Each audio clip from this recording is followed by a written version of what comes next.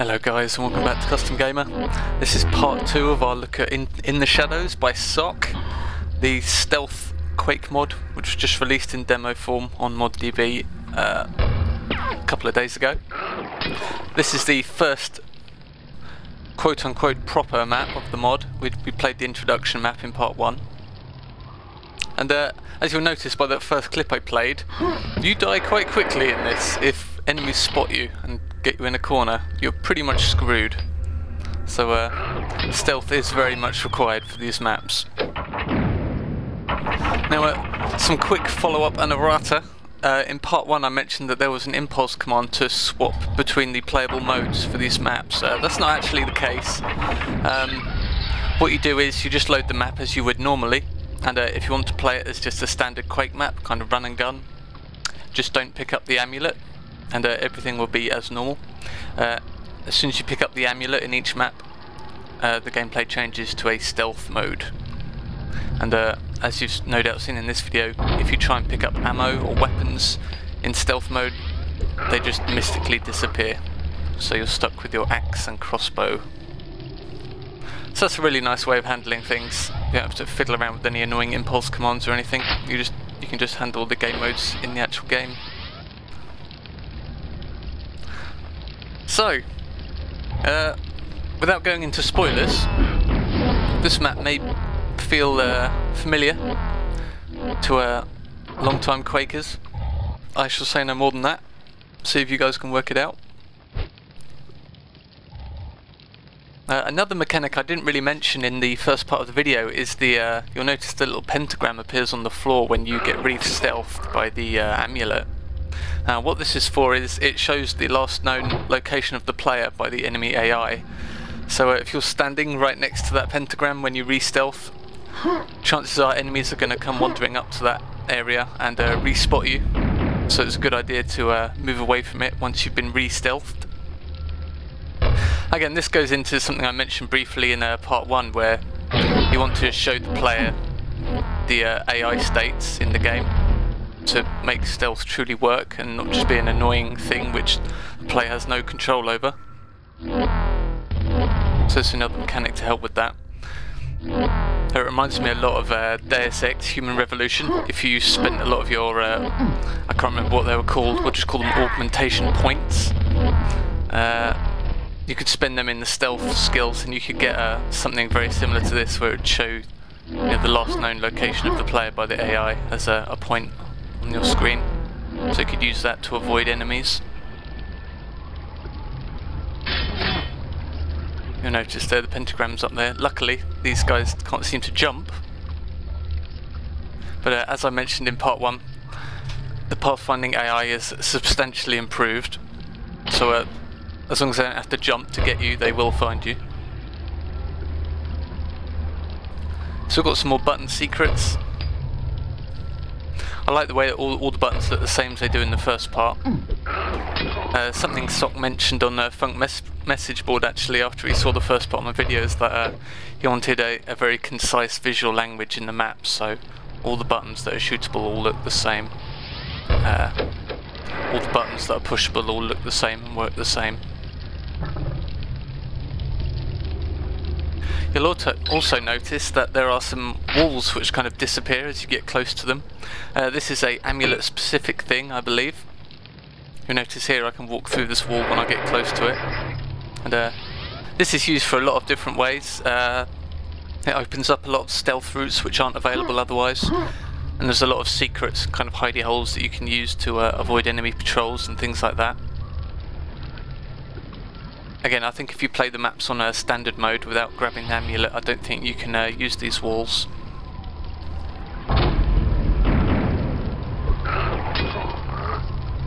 Getting the backstab. So another thing worthy of note is that it is actually possible to play these maps without killing anyone.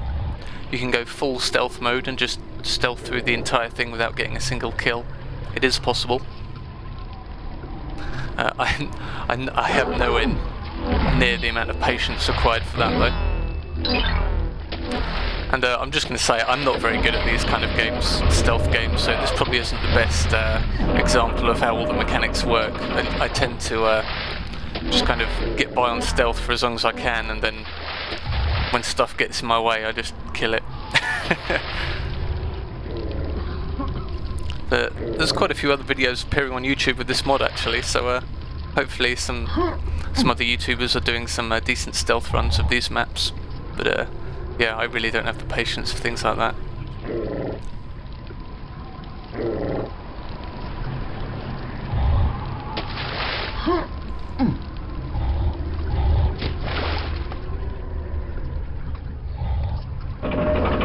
Now, I'm not sure if this is just me being silly or whether it's something actually coded into the mod, but it seems that certain enemies have different kinds of detection ranges than others. Dogs in particular seem to be very good at sniffing you out. If they even get a glimpse of you, they seem to aggro. You have to be very careful when taking them out, it feels like. Which is nice. I was kind of expecting that from the mod actually. Things like maybe like fiends and dogs and enemies like that are really good at spotting the player, whereas other enemies like these standard guards are pretty blind. But yeah, I don't know if that's the actual case, or whether it's just me making things up in my head. Who knows? There's a couple of times when I've gone to take out a dog and it's turned at the last second and spotted me, and all hell's broken loose.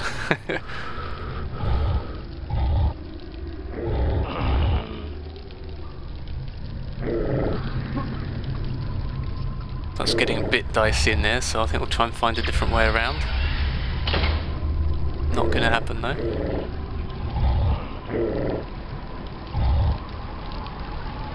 I could have gone in through the front door down below, but I decided to take the top route through that secret.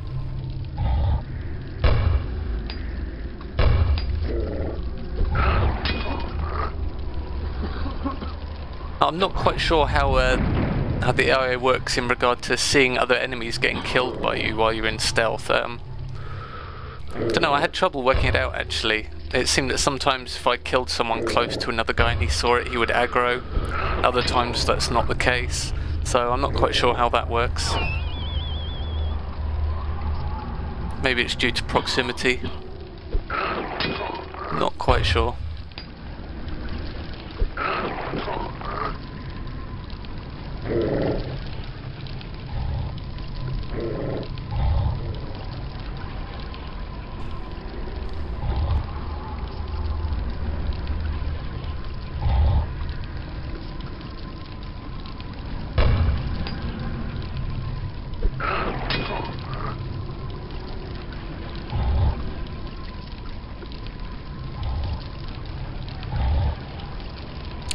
I'm being very careful here because there's a Hell Knight there which can kill you very quickly, and there's a dog down the stairs as well. I'd prefer it if they didn't spot me.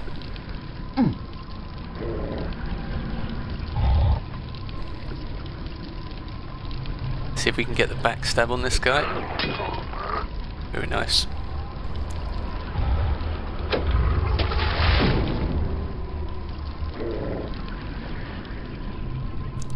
Now if the map isn't looking familiar to you yet, then you fail as a Quake player.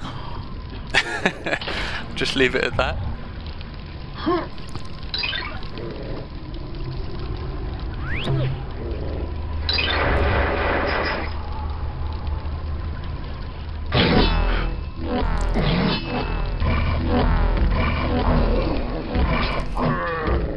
Yep, run.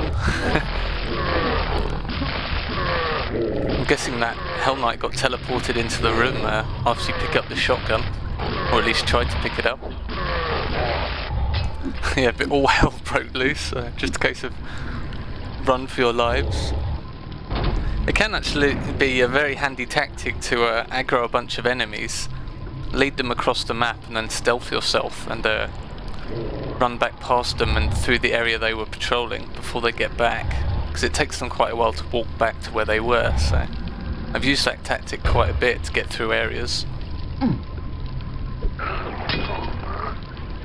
It's always just more fun to stab them in the back, I suppose.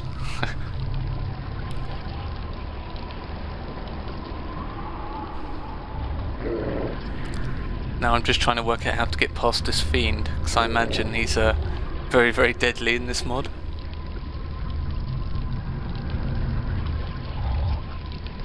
This is actually my second time playing through the map. I did record my first playthrough, but it ended up being about 35 minutes long. I thought that was a little bit too long for one of these videos, and most of it was just kind of hiding in corners, trying not to be spotted. It wasn't very fun to watch. This one's a bit more action-packed.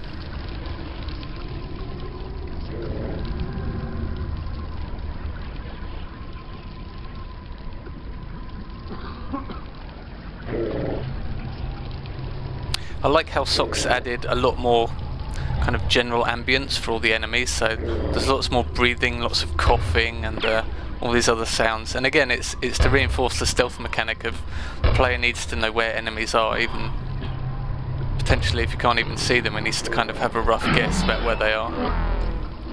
It's happened to me a couple of times actually, where you've walked into a room and there's been a guard hiding right behind a wall who spots you instantly. This is because I was just ignoring all the audio cues, like all the coughing and breathing. So it's all there for a reason.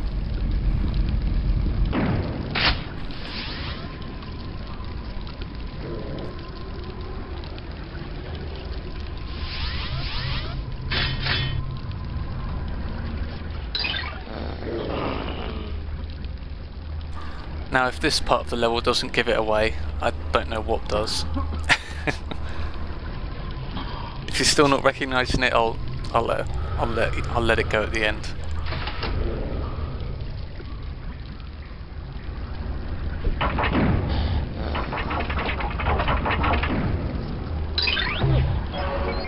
Now I can hear a Vor around here, and I'm guessing a Vor is an enemy that requires the poison bolt in order to take down. It's also a great time to show off the monster infighting caused by the poison bolt as well. Lots of fun to be had there.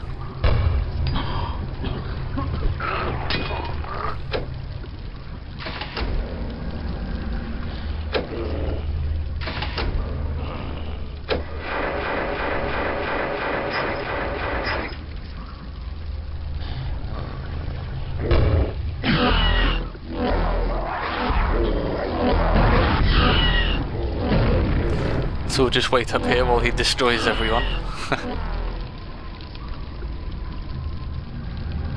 I'm not quite sure how the stealthy mechanics work with the poison actually.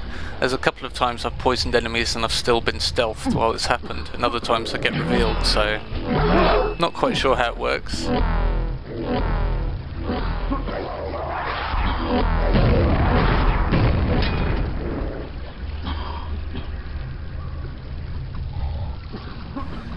This pillar here ends up being my saviour during this area. I retreat to this point so many times because I keep messing up the whole stealth thing.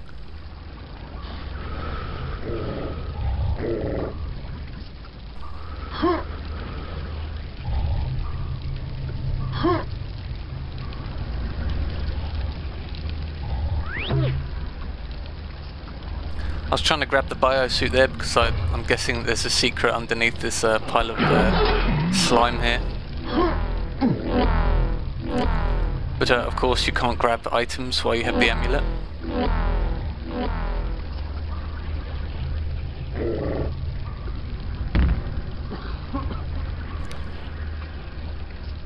So monsters will try and get to your last known position even if they can't for a little while, and then they'll just kind of give up like this.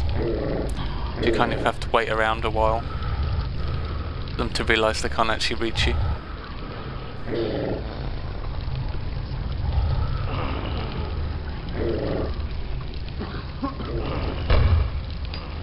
Just gonna wait for the dog to turn around so I can take him out. Now I've done it.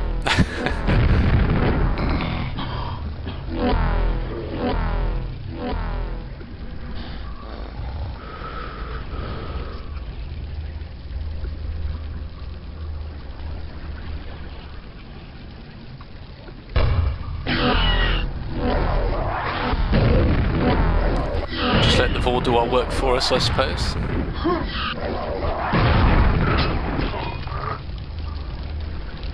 I'm guessing it was the poison there that killed the Vor. because he's been poisoned twice now. I didn't actually know poison could kill enemies outright like that. I figured you had to backstab them while they were low on health. But hey, I'll take it.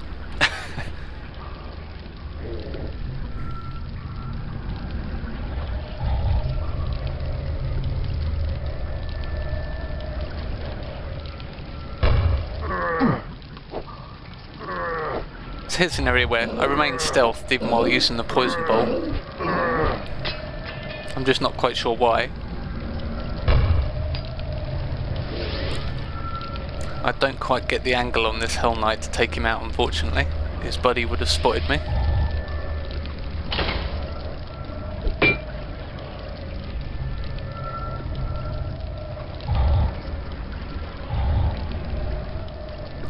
Now I could just leg it into the exit teleporter here, but I want to see what that button does.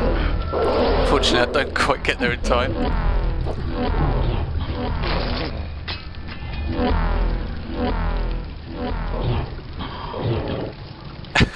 Yeah, that's the part where I ruined my underpants.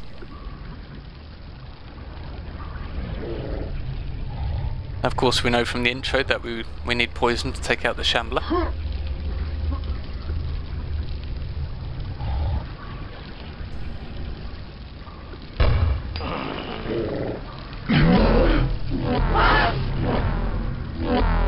I should have just left that guy there and just walked past him, but never mind.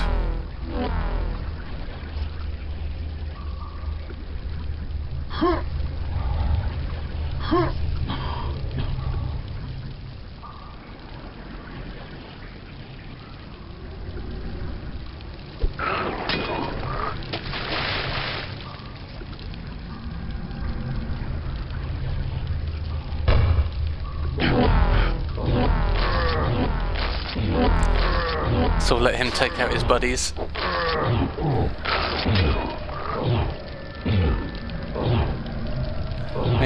You can see his healing now, but again I just don't quite have the angle to go for the backstab, so I think we'll leave this one. I really don't fancy my chances there. Maybe next time. Alright, now if you hadn't realised, this map was a E1M1 remake from the original Quake episodes. You probably recognise it now, this area in particular that you're seeing now. And there's a couple of areas like with the buttons going down the ramp that gave it away. Alright, I'll be back in another day or two with part 3 where we look at the final map. See you next time.